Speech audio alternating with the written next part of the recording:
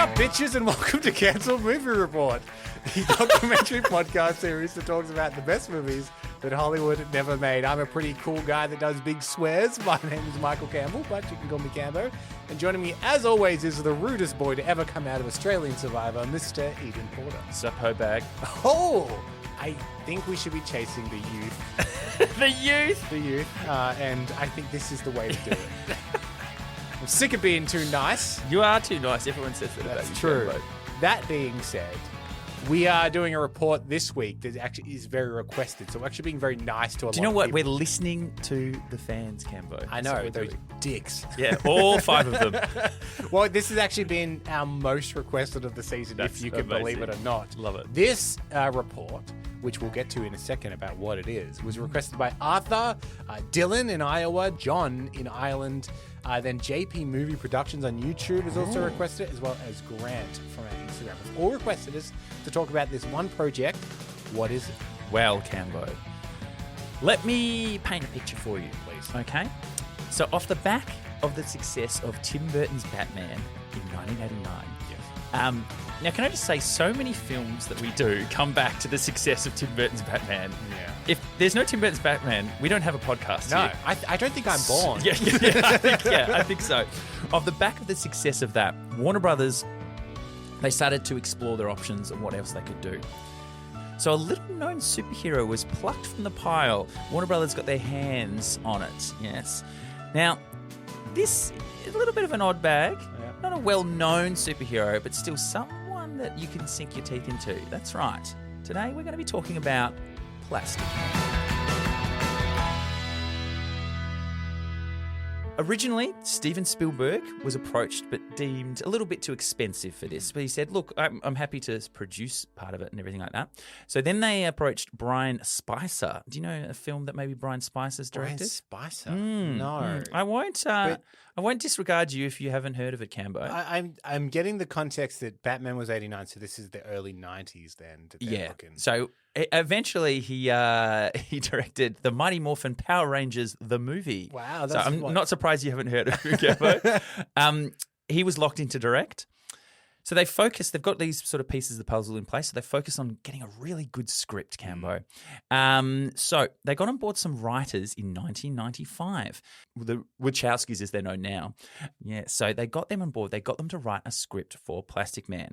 This is 4 years before The Matrix, so they hadn't actually done it. Actually, no, they'd done one thing. Do you know what that thing was? Bound. No, well... This is before Bound. This is before Bound. So this is Assassins. Oh, yeah. Yeah, with Stallone and Banderas. Yeah. Yeah. So that's all they'd done. I did not realize they wrote Assassins. They wrote Assassins, yeah. So they did that. They was like, cool, guys, here, have this. So they were unknown at the time. They penned a script.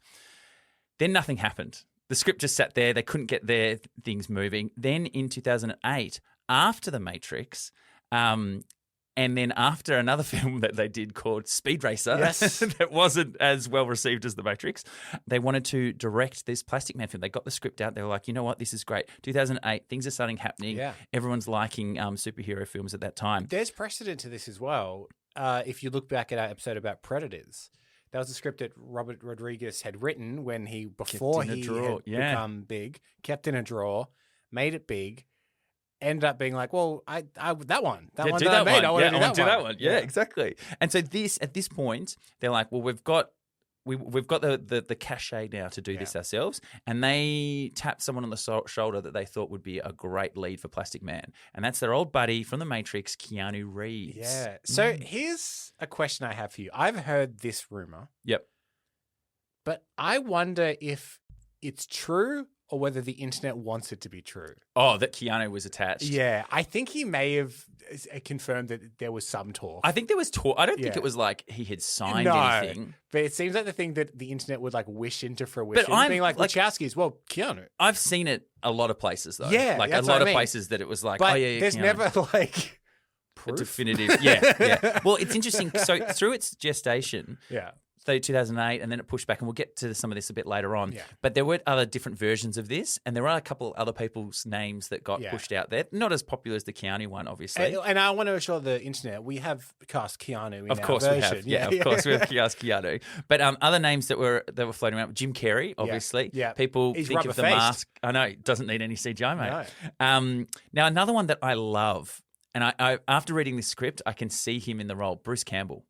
Oh, yeah. It's like- another kind of rubber-faced, yeah. Yeah, but like funny Yeah. and but actiony, hero-y and stuff like that. Like, I think he'd be really good for the role. And Plastic Man. Now, do you know much about Plastic Man?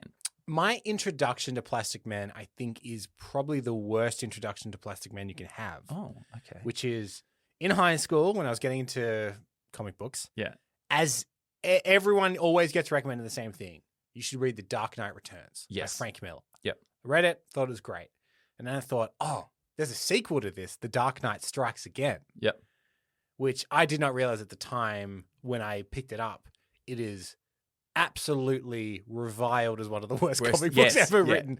And that has Plastic Man in it. And that was my first There you interaction go. with Plastic Man, who is just this utterly annoying presence throughout that whole comic Well, book. it's interesting because Frank Miller actually really likes Plastic Man. Yeah. But he likes it. He harkens back to the glory days of Plastic Man. So I don't know whether you know, but Plastic Man's actually been around since 1941. It's kind of like you get these ones like the Human Torch and stuff where they are like way older than you think they are. 1941. So basically, this is actually funny. It was in an original comic alongside other lesser known heroes that didn't quite catch on. We had the Human Bomb.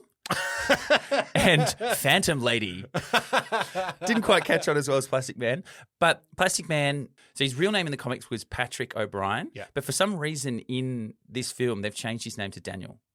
More all American. More maybe I don't know.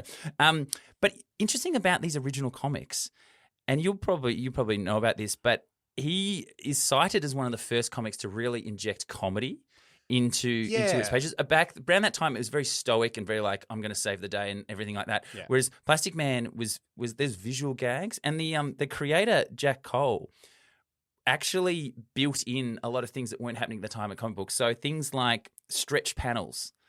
Things like reaching across panels to other panels, visual puns inside the pages. So he was doing this, and what do you reckon that's reminiscent of nowadays?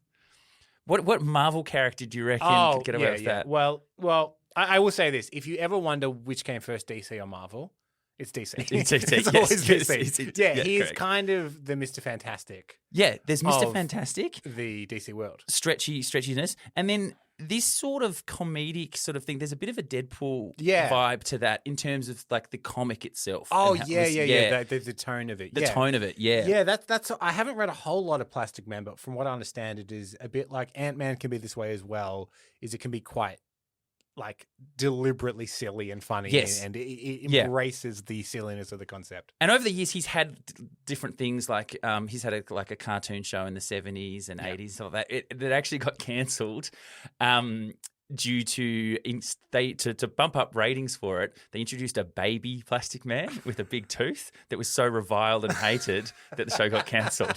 So it was Scrappy Doo. They Scrappy Dooed it. Scrappy Dooed it. Wow. I know. But Plastic Man, he lives on, and today we are going to be looking at the Wachowski's script starring Keanu Reeves of Plastic Man. And this one is something we sometimes do, which is it's an amalgamation because the script that's leaked online, I think, is the one from the 90s. But the casting choices were more in the 2000s. Yeah, so this is like their original script, but then when they got the casting that they wanted, and they're dusting off the script. So this is where we're at the moment. Okay, I'm excited to hear because the Wachowskis are such an odd choice for this. Yeah, So- not known for their comedy, Cambo. No. I'll tell you that right now. But the lighthearted wackiness, I think, is something that did come back up later in their career, and maybe we'll get to that in the next episode. Yeah, great. I'm excited. Okay, let's kick things off.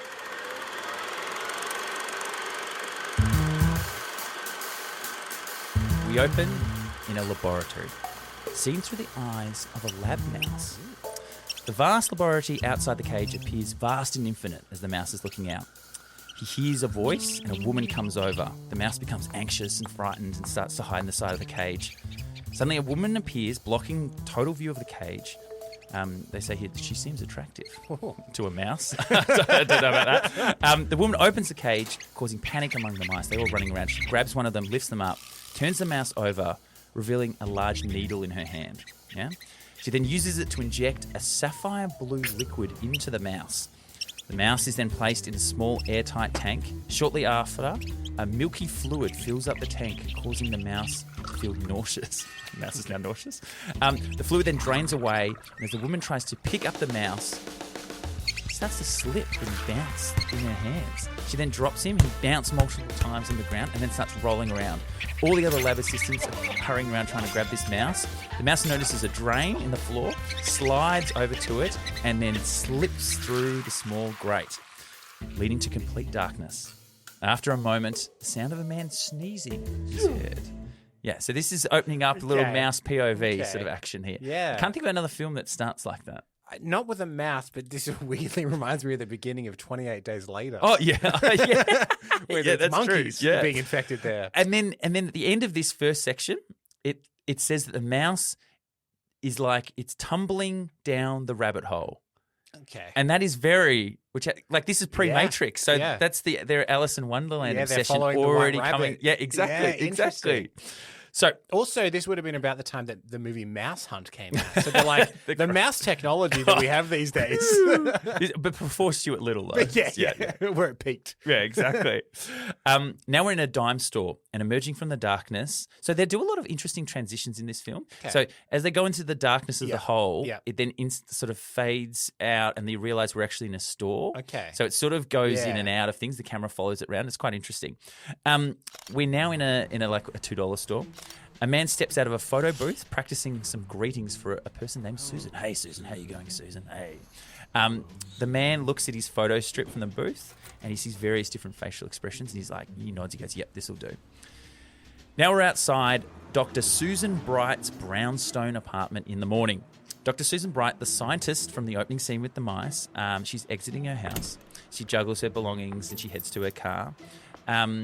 This is the same gentleman from the store that we just saw starts to approach her, and this is our Danielle O'Brien. This is Mr. Plastic, pre-Plastica. Yeah, this is plastic man. And they describe him in the script as black leather activist Danielle O'Brien. I think it's meant to be an activist dressed in black leather. Yeah. Because I don't know what a black leather activist is.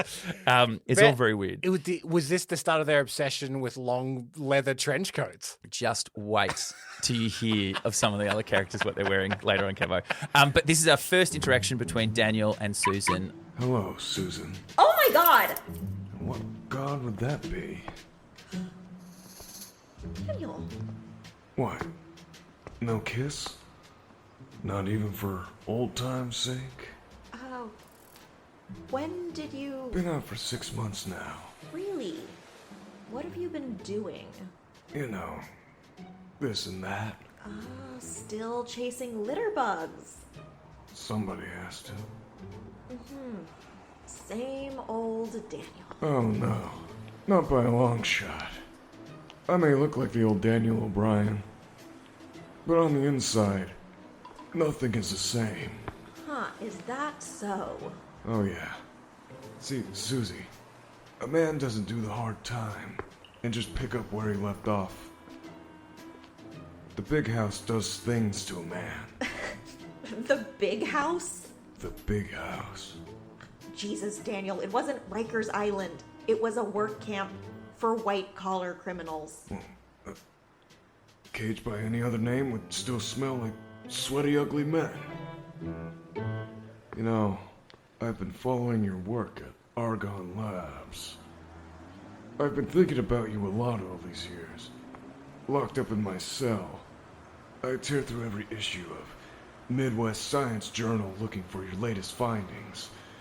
Watching as you slowly worked your polymerization experiments up through single-celled organisms to the holiest of holies.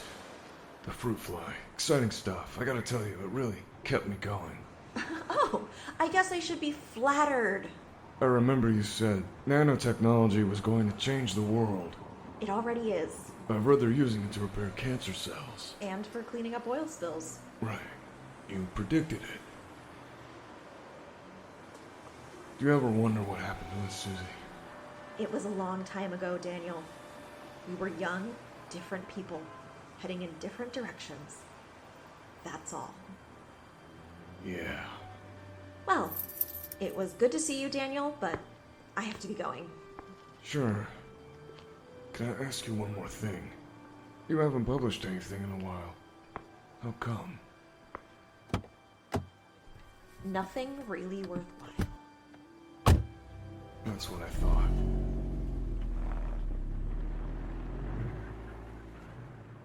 There we go, Cambo.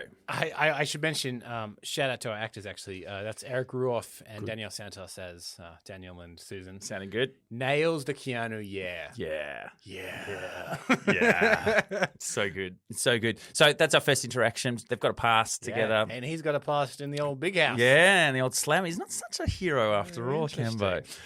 So now this all takes place in, I think it's Kemulant City. Mm-hmm. And this is described as a bit of an industrial wasteland. There's factories everywhere, chemical plants. And then as we're going sort of over the rooftops, we zoom in on Argonne Laboratories. It's this really big lab centre.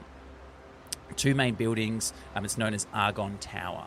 My experience is in a comic book movie, if your name is on a tower, you're no good. Yeah, you're no good. You're no what about good. except for what about the Fantastic Four? They've got that's called That's the the Baxter, Baxter building. building. Oh, yeah, you've done me, Cambo. Have you ever heard about Baxter? Real son of a bitch, that Oh, guy. yeah. Very good. So now we're in the Argonne offices.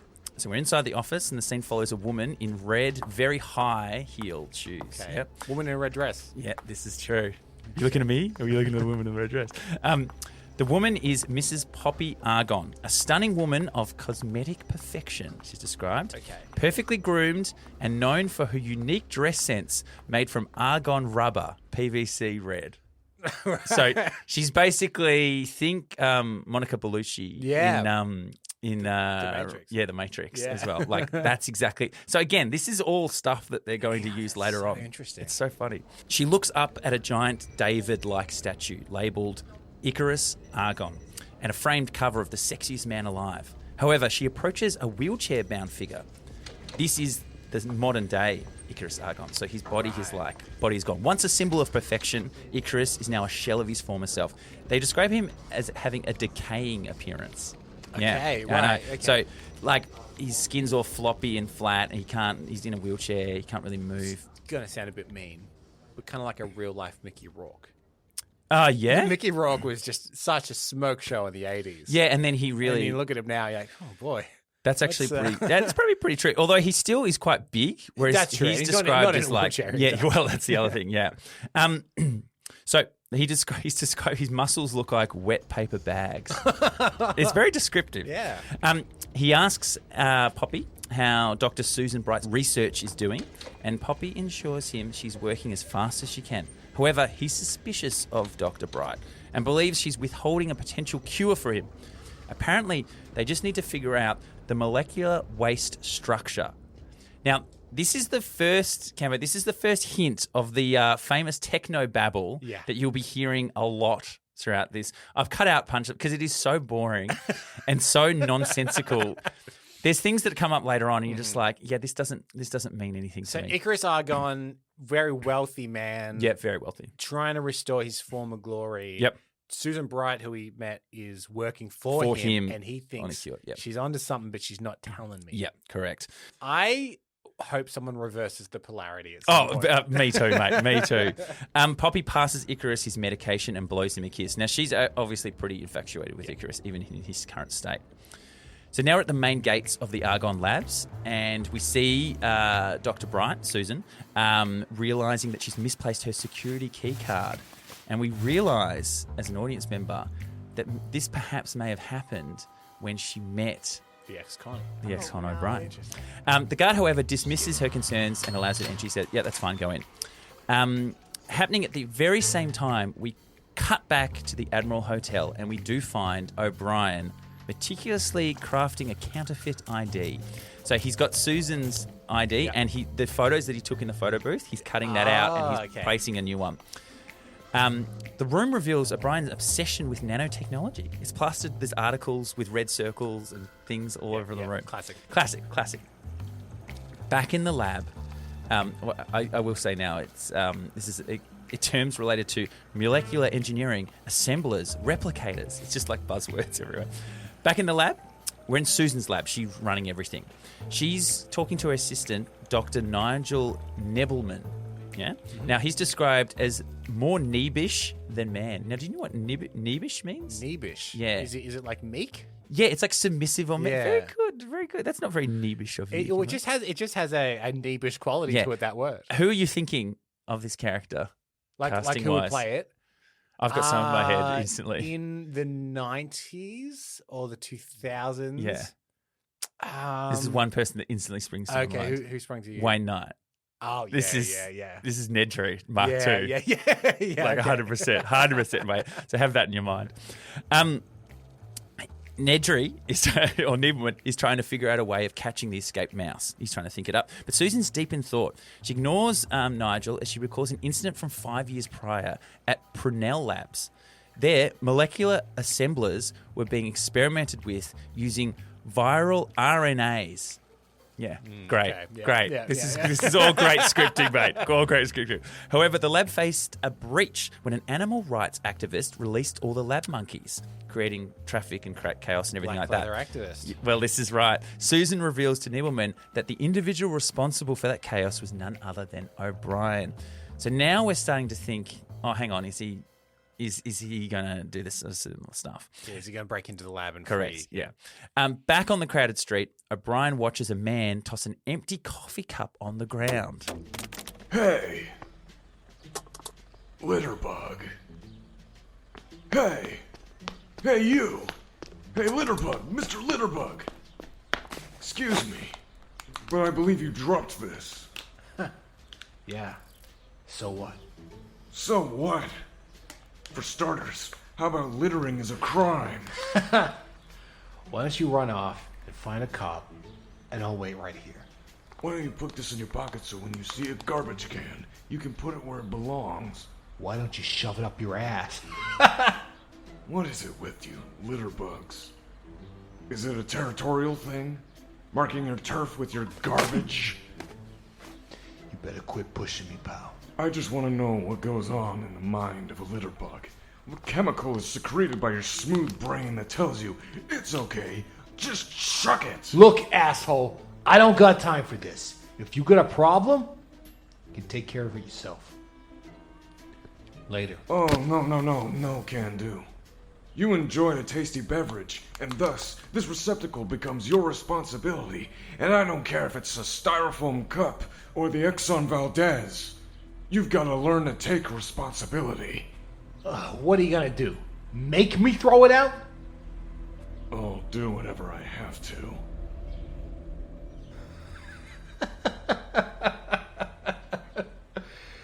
Jesus. You're crazy as cat shit.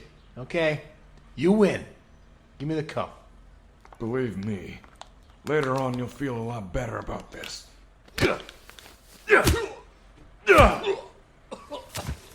Later on, you're gonna feel a whole lot worse. Next time, mind your own business. No good stinking litterbug. Could get one more little bug out there, Camo. I don't think I've heard the word little bug so many times in a script ever. What? It's such a 90s word. Yeah, it isn't really is. You damn little bug. What an insane scene. Yeah, it's really weird. Is that the save the cat moment for Yeah, O'Brien? it probably is, Yeah. isn't it? Yeah, he's I love the idea that his comeback is so tame where the guy goes, why don't you shove it up your ass? He Yes. goes, why don't you hold on to it until Yeah, you find a bin and you can dispose of it properly. It's great. It's great. Okay, so he is an animal activist, yeah. but he's got a heart of gold Environmentalist, because he yeah. loves the environment. Yeah. He saves that cat. He saves that cat. That's right. The polystyrene cat. Yeah. Now we're back at the labs, and she's getting really anxious about this stolen card, right? So she goes to see the head of security, known as Sims. He's a little man with something to prove. They have a little description for everyone. Yeah, they don't do. They Yeah. do. And he has an assistant there because he needs some muscle, and the muscle's name is Dobby, as in Harry Potter Dobby. Yeah, okay. And so she's meeting with them. She says, look, this guy called O'Brien, I'm potentially really suspicious that he stole my card. Sims starts puffing on his cigar. He's like, well, if this O'Brien guy's stolen your card, he's probably already used it straight away because he doesn't want you to report it. So there's a high risk that he's actually already in the building. The phone call's coming from inside the house, Cambo. So then they're like, okay, we might have to start looking around the lab. Cut to O'Brien as he's using the fabricated ID straight away. There's really nice little bang cuts. He easily has gained entry into the Argonne laboratories. And basically, he's wearing a lab coat, but he's added dark sunglasses and a moustache, right? To really hide. Yeah. As he navigates the bustling corridors of the lab, he exudes an aura of being noticeable yet unnoticeable. And not plastic. He just can't be known, you know? It's very Keanu. Suddenly, Susan rolls around the corner, moving towards O'Brien. He quickly turns away to avoid her gaze. However, a brief moment of recognition in her eyes, she's just about to say something, but before she can react, Niebelman distracts her, updating her about the individual keys and that mentions that Mrs. Argonne, the wife of ICURUS, Poppy, wants to meet her. She thinks, oh my God, my day just can't get any worse. And basically, Poppy's expressing that her husband's impatient. He wants this, Cambo, nanobot project. Yeah? So now we've got nanobots involved, emphasizing that he expects the second nanobots to be ready for testing. Susan highlights, look, there's consequences. We haven't figured out exactly what to do with the waste that the nanobot creates, and it could lead to catastrophic outcomes. She doesn't understand Mr. Argonne's push for further testing straight away. Susan sort of implies, like, if the media knew about the stuff that we were doing here, we could get shut down. And then Poppy sees there's a threat. Day fades into night at Argonne Labs, and we're in a storage room and mixed barrels labelled explosive. Suddenly, one of the barrels opens, and O'Brien has squeezed himself in there. This is pre-plastified, so he's already laying seeds of his stretchiness. He comes out of the barrel. He sneaks through the facility. It's all dark now, expertly avoiding security cameras because he's a bit of a sneaky boy. He gets into Susan's labs and he sees all the mice. He refers to them as POWs. Yeah. We cut back to the security booth. Both Sims and Dobby see a white flash in the room and they know that something's up, so they head out. Brian's main objective becomes evident as he lets all the mice out, but then he approaches the nanobot containment system. He deciphers the security code by using graphite dust. So this is all very Ant-Man-y, breaking in, like heisty sort of stuff. Upon entering the code, the contaminated system opens, revealing a glass tube filled with blue liquid. These are the nanobots, yeah?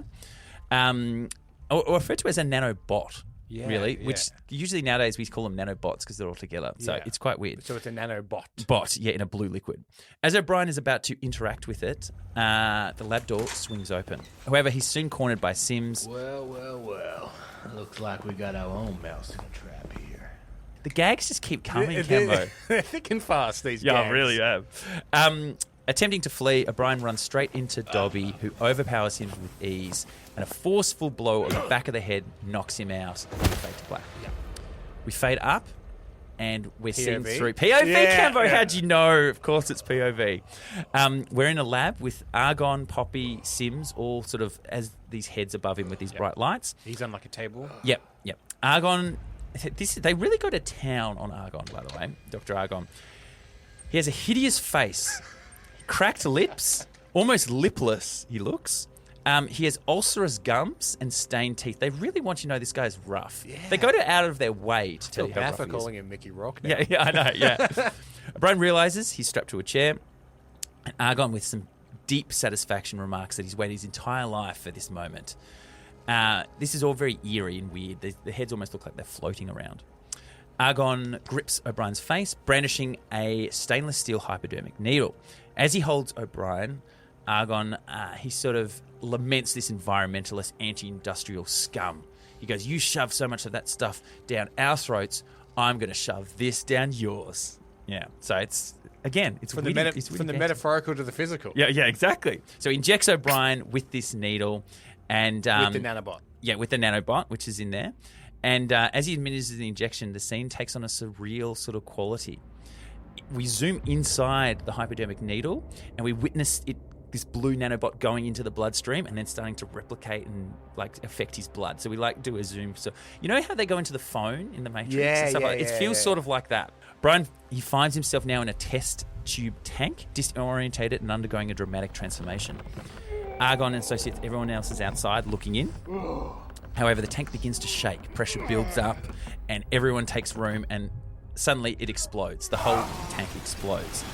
We're now looking through O'Brien's POV again, and as he emerges, he's no longer the same. He's sort of shiny, and he's been polymerized. Yeah. His entire body is now sort of liquid rubber, giving him an uncanny. This could actually be the original Uncanny Valley. You know how they say that? Like, he is that. Yeah, he is uncanny. So if it looked weird, it'd be like, well, it's meant to look like that, mate. That's what they said about The Flash, remember? Yes. Like, yeah, we wanted it to look weird. We did, and this is bad. meant to look this, yeah. So now his vision is like looking through a fun mirror because, of course, his eyes are sort of wobbly. And he can't control stuff at this point. So he's sort of a flop. Is he like a big spaghetti man? Yeah, he's sort of spaghetti man. So everyone pops back out and they're like, oh my God. Dr. Argon's like, it's worked. This is amazing. And then they tell him, grab him. Like, go grab him. And as they do, O'Brien sort of steps back and he's stepping backwards. And as Dobby tries to grab him, his arms become like thin spaghetti and he can't grab it. Then he steps backwards into a grate on the floor and his foot just goes straight through it. He sort of does the splits, like funny sort of splits. And then as they're trying to sort of madly grab him, he just sort of gooifies down through the drain. Argon is in a frenzy. He's like, oh my God, we need him back. They notice the tank in the corner starts spewing out some sort of gelatinous waste. So this is the waste thing that they've had in trouble with beforehand, and there's now heaps of it there. We then cut to a 6-inch drain pipe as a rubbery human flesh pours out of it, like goo. It's described in the script as cartoon-like sounds as he comes out like a toothpaste tube. So they know what they want. They know what they want. But he managed to escape the facility. Now He's rubberized. all the way out through the drain pipe systems. What was Argon's motivation for doing any of this? So he wants to be plastified. Yeah, I know. I understand that. I understand that he thinks that it will cure his condition. But I mean, like, there's an intruder who's like, so he injects himself. Yeah. I think because he's bad man. Yeah, I think so. Yeah, I think he's bad man. Because if I was him, I'd be like, keep testing it. Arrest him. Yeah. That's because you're a good man. Yeah, You're it must a good be. man. O'Brien, actually, fun fact, he's naked because he is jealous, but his clothes aren't. So his clothes were actually left on the drain pipe. Yeah. But he slipped through. So he's naked. He's looking around, wondering what he should do. He tries to clean himself up a bit. He inadvertently expels a clear silicon-like substance from his body. They don't say where it comes from. It's just coming out. Okay. So interesting. It's happened to the best of us. Yeah, well, that's just right. He's stressed, mate. He starts to make his way back to the Admiral Hotel. So the scene starts rising out of a drain pipe again, the camera, and we see Niebelman in special containment suit examining the floor. Now, this becomes a bit of a plot point now because the floor responds unnaturally to his touch. It sort of ripples and becomes weird, and you can sort of slap it and it's all sort of bubbly. So Niebelman explains his concerns that the nanobot waste needs to be stabilized by using the original nanobot. Argon explains this current nanobot is gone because it's actually still inside O'Brien, right? And that Niebelman's like, well, we need to get it back because this is exactly what we had trouble with the mouse because the waste for the mouse, we couldn't control that either, and it started affecting everything around it. But what helped was cooling it down. So the liquid that came out of O'Brien is causing this. And, well, in the tank, all the stuff that sort of came out of the tank that was part of this is sort of starting to corrode all this area. Niebelman did say that cooling it down helped. So they look at getting some liquid nitrogen involved to help slow down the spread of this stuff. Because it's one of those things that as it touches something else, that becomes it. As it touches something else, and it's like a meltdown. Yeah. But the only way to really fix it, Niebelman says, is to get back the original nanobot to re-stabilize. Well, you need everything. A MacGuffin. Yeah, they should have just called it MacGuffin bot. The MacGuffin bug. Yeah. So now we're back with O'Brien. Now he's waking up as if from a nightmare because he's finding it hard to breathe. And we realise as it pans out that he's twisted his neck around so many times that he's suffocating himself in there. So he quickly sorts his head out. Brian recalls the previous night. He's sort of all over the place. But his tranquility is shattered when Sim and Dobby abruptly enter the hotel. Now, they've found his hotel key in the pile of his clothes from the lab. Okay. And now we have a bit of a fight scene. Now, you remember before how he got knocked out by Dobby? Dobby tries to do that again. Boing, boing, but boing, he does the old boing. Yeah, it's a boing situation. So his head now bounces. They try and knock his head, but he's bouncing off everything. So we have a fun little fight scene in here. That's a fun fight. Yeah, evading capture using his new skills. He can't quite control a lot of them yet. Sim and Dobby accidentally knock him out of the window. and as he's falling, but his arms are still holding on to the Oh, window so ledge. he's stretching so right he down. stretches all the way down, and he doesn't know what's happening. So it's like POV. Oh, I'm gonna hit. And then he stops. Yeah. He looks back up, and his hands are all the way up the top. He lets go. He's now on the ground. The guys, Sims and Dobby, are looking down at him like agobbed. So he rings up Argon. He says, "Look, we lost him." Argon's really angry, but Argon tells him, "Look, just follow him. Don't scare him off. Just follow him, see where he goes." So Sim looks around the room and he sees a picture of Dr. Bright with a heart around it. And he goes, "Hello." So, okay. There's a lot of things that are just perfectly placed perfectly around. convenient. Yeah. Back at Argon Labs. Go here in case of emergency. yeah, exactly. Now, back at Argon Labs, we have Spencer Lamb, a network reporter providing live coverage of this security incident from the night before. He brings attention to the rumours surrounding an accident at the labs as EPA officers arrive on the scene. The scene now transitions to the home of Susan Bright as she watches the TV news. That whatever did happen here, which has crews working around the clock, no one was prepared for. This has been Spencer Lamb live at Argon Labs. Oh, shit. Susie, you gotta help me. Daniel, what are you doing here? Please, Susie. I need help. Something is wrong with me. Sorry, Daniel. I'm a physicist, not a psychiatrist. No, something is really wrong. Look. He squeezes his arms into the 3-inch gap between the door and the jamb and then squeezes his whole body through. Oh, you. They did it to me. The nanobot. Last night, Argon's goons grabbed me. The big one hit me. Probably did severe craniosacral damage and bam, I dropped to the floor. And then Argon was there, and it became like a bad dream. Everyone was laughing as he stuck this big needle in my neck. And then I'm not sure what happened. But I came to in a metal tank. And they drowned me with white goo, and I thought I was dead. Everything soft and blurry, and the next thing I knew, I wake back up in my hotel and Argon's goons bust in and we fight. And I fall out the window, and again, I thought I was a goner. But I hit the ground, and I bounce, and I look up, and my arm is really, really long, and I know I shouldn't have been in your lab, but Jesus Christ, Susan, feel my skin, feel it. It feels like plastic. Just like the mouse. Mouse? What mouse? My first organic polymerization was a lab mouse. What happened to it? I don't know. You don't know?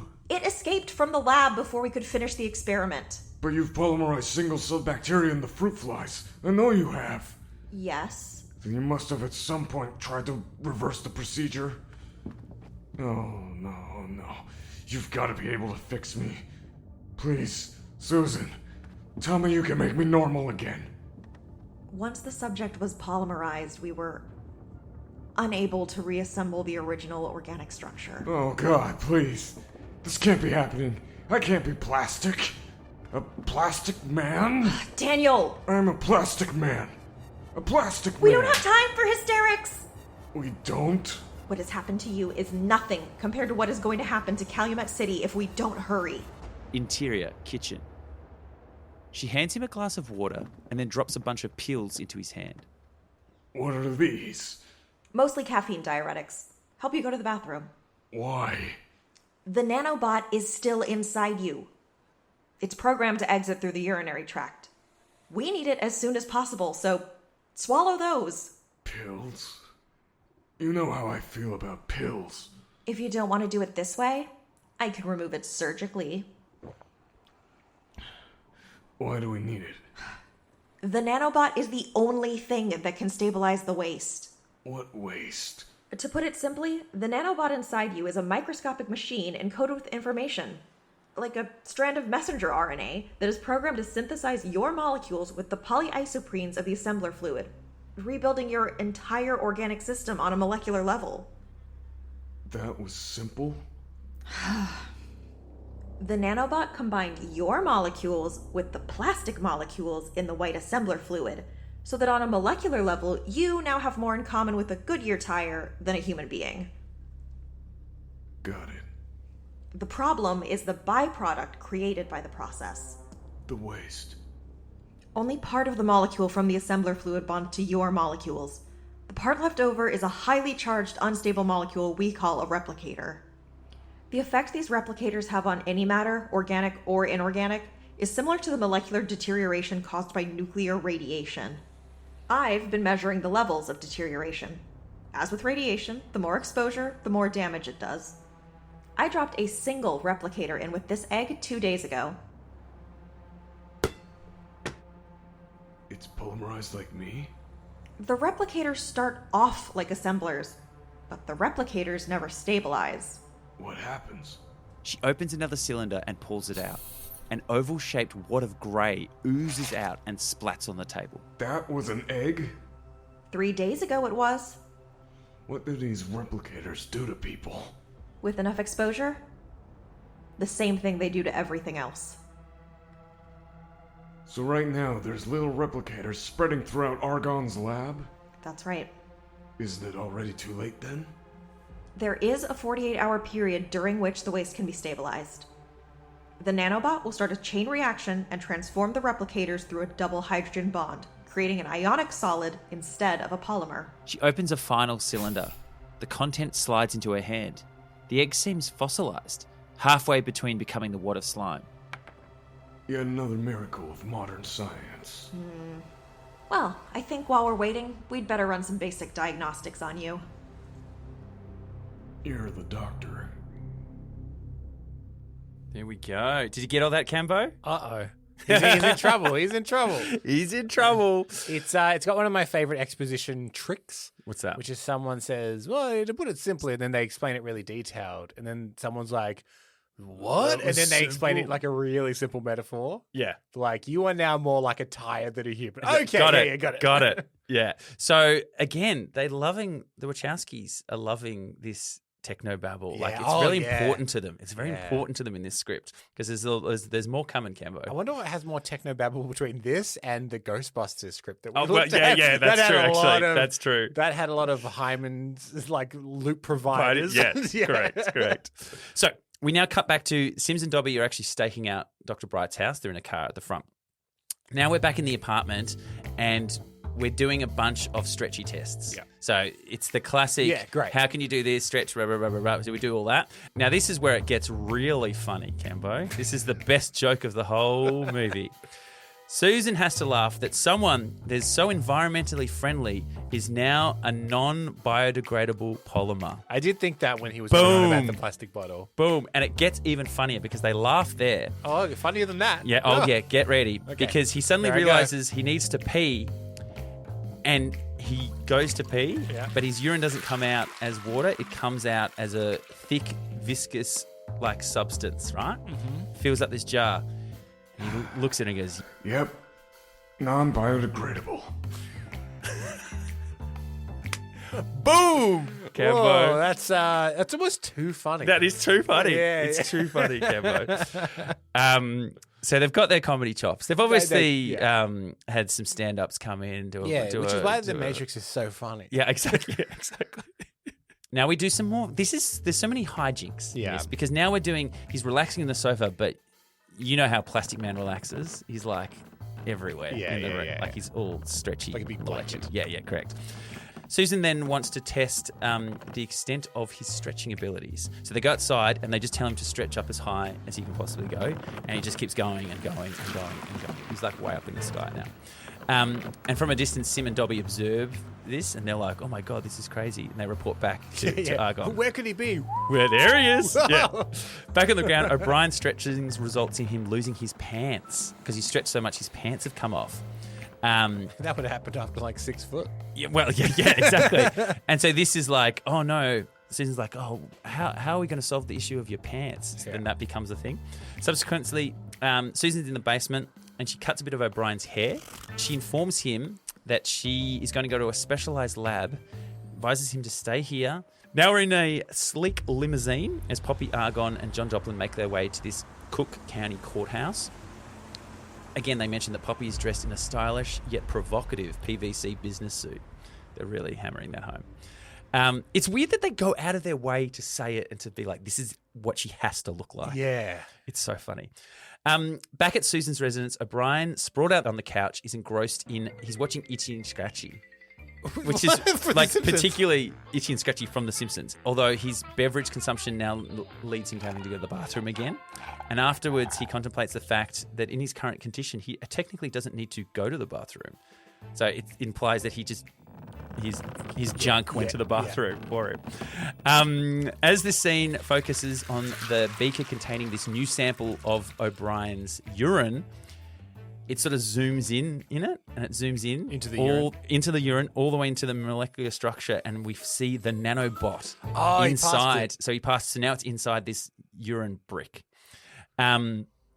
Then we have a really quick scene at the courthouse where Poppy goes in. She's like the CEO of Argonne Labs and the EPA there. And they're basically saying, yep, there was a big explosion at the lab. And the person that's to blame is Daniel O'Brien. So he's the one that you got to get. So now everyone's on the hunt for O'Brien, all the police and everything. So we cut back to Susan's apartment. O'Brien is there. He's playfully playing with his shape-shifting abilities. He turns himself into various pieces of furniture. So now he's like physically turning into like things. Susan arrives home with pizza. She has a briefcase and she opens it up and she shows him some stretchy sort of underwear design that she's made. I think it's implied that she's made it from a strand of his hair or something, or the lab. It doesn't really go into it, which is surprising for them that they didn't do a full explanation of what happened. Now he's got this little red suit. It looks like it fits a G.I. Joe, but obviously it stretches when it gets on him. It's his crime-fighting costume, she says. Yeah, it sounds like his And classic. you know what else costume. happens in this? He puts on the boots and he says to her, Groovy. which is Bruce Campbell. that is Bruce Campbell. Which is weird. And then he goes on to quote, like he's standing up, and he goes on to quote Green Lantern. He said, in Brightest Day and Darkest Night, he does that speech. Maybe I don't know. this is in the same universe that Jack Black. Oh, yeah, the Jack Black Is one. Green Yeah, Lantern. well, maybe. So now It they're sounds about as funny. well, yeah, exactly. They're mucking around, and the discussion is interrupted as they notice on the TV O'Brien's horror. It's basically like he's like crime person number one target. Argonne Labs incidents all being blamed on him. And they also say that he's highly volatile, and he has hero fantasies and stuff like that. So this is like how they're portraying him. The conversation. So have the neighbors not noticed the man that went and stretched himself into No, the sky? no. It's business day. Everyone's working. No one's looking up. Their conversation of worry is cut short when Dobby and Sims come into the room, armed and looking menacing. They force O'Brien. Now, usually he could get away, but because Susan's there, they basically got the gun on Susan. And they move them all into the waiting limousine. My apologies to the both of you for the rather rude invitation, but I had to see you. And, Dr. Bright, your house isn't wheelchair accessible. Dr. Argonne, I demand an explanation. I can explain it. Attempted murder wasn't enough for him. He wants to add kidnapping to the charges. If you'd like, we can go straight to the authorities. I understand that they're very interested in talking to you. We haven't been properly introduced, Mr. O'Brien. I am ICURUS Argonne. Do you know how I made my first fortune? Polyvinyl chloride. PVC. It was almost 30 years ago when I first held a credit card in my hands. There was something about the way it felt. I told myself paper was doomed. This was the future.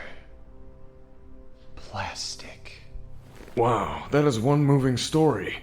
Take it easy on my heartstrings. Now I really feel guilty about you shooting me up with your poison. Poison? I'm surprised at you. You lack vision, Mr. O'Brien. You're lacking a few things too. Ethics, morals, common decency, and... oh yeah, deodorant. Look at me, Mr. O'Brien. I once competed for Mr. Universe, but now I'm reduced to this. A withered shell. A prison of rot. People ask me, what did I do to myself? And I answer, what didn't I do? I treat my body like I treat the rest of the world, as a force to be controlled. Most people believe there is something sacred about the human body, about nature. They're the same fools who thought the world was flat. The body is just another part of nature, and ever since we gave up trees for central air, there has been nothing sacred about nature. Nature is the enemy, Mr. O'Brien, and science is our greatest weapon against her. You egomaniacs make me laugh. Nature's going to bury you like she buries everyone else. Not anymore, Mr. O'Brien. The nanobot has changed that. If you think I would ever give you the nanobot after this, you are deluding yourself. You don't have to give it to us, because Dr. Nebelman can just cut it out of him. Ha! Morons! It's not even in me anymore. What? She could have given him something to stimulate his kidneys. Dr. Nebelman, take care of them. Oh, we love a villain His monologue. His monologue in Cambo. He's We monologuing. do love a good monologue. And it's good. We so rarely have a film without one. Oh, yes, I know. But it's cool name, can I just say, villain name, ICURUS. ICURUS Argon. Interestingly enough, no reference in the comic books. Oh, like, it's this an is original This is character. an original character for the show. Cool concept. Yeah, cool concept. Like, it used to be a pinnacle of human perfection, is now Yeah. wasting away. Yeah, so he wants to do anything he can. So we're in the limo. Nebelman takes out a syringe, but O'Brien, using his newfound abilities, manages to sort of slap Nebelman and squirt the sedative back in his face. The car swerves wildly, and in the chaos, Susan tells O'Brien to get the nanobot. He melts through the cracks in the seat, and he sort of, you know how cars have that little thing to the boot? Yeah. Basically, he melts into that into and the- slides into the boot, and then he goes out of the keyhole in the boot, and he sort of launches himself. They try and drive erratically to sort of shake him off, and he launches himself like a giant rubber band into an incoming truck, and then sort of bounces off the truck and then slingshots himself out. So it's think of the highway chase scene in Matrix. again. Reloaded, Yeah. So it's sort of But with more rubbery men. more rubbery man, exactly. And he's traveling at great speed now, soaring above power lines, and he's sort of bouncing off stuff, and so he can move pretty fast, rooftop to rooftop. Back in the limo, the aftermath of O'Brien's escape, they leave the occupants sort of shocked. They're like, what are we going to do? Now, Susan's still with them. They've still got Susan there. And they discuss their next steps. It's now a race to get the nanobot. So they start heading back to Susan's house. They know O'Brien's making his way there. Who's going to get there first, Cambo? Who's going to get to the jar of piss? Well, we have come to the end of the first part of our cancelled movie report on the Wachowskis' Plastic Man. We hope you've enjoyed this episode, and we would love it for you to subscribe, be it on Apple Podcasts, Spotify, YouTube, wherever you like to listen. That really helps us get discovered in the charts. It would also be amazing if you like the show, leave us a 5-star rating, or, most importantly of all, tell a friend. We're completely independent here at Cancelled Movie Report, so your support means the world to us. And if you want to support us even more than that, come join us over on Patreon. We've got a bunch of bonus podcasts up there, and it's a lot of fun. Hey, what do you think of the movie so far, and have we missed anything? We'd love to hear from you. You can always get in touch with us via cancelledmovies@gmail.com or @cancelledmovies on all of the socials. And if there's a cancelled movie project you've always wanted to hear about, why not let us know? You can fill out a form in the episode description alerting us to a project, and we may just give it the Cancelled Movie Report treatment. That is how we started covering this project. We need to thank our amazing voice cast, which included Erik Ruof was Danielle O'Brien, Danielle Santos was Heather, Ben Wagner was ICURUS Argon, with some additional voices from me. My name is Michael Campbell. I've hosted and edited this episode, and Eden Porter was my co-host too. And we both produced the show. Stay tuned next week for the epic conclusion to Wachowski's Plastic Man. But if you can't wait, here's a sneak peek. I should kill you right now for what you did to me. Maybe you should, but you can't. Run, Daniel! Get out of here! I'm not leaving without you, Susan. You don't have to leave, Mr. O'Brien. We've prepared you a wonderful room. I think you'll find it quite comfortable. So comfortable, in fact, I doubt you'll ever want to leave. But until then, take care.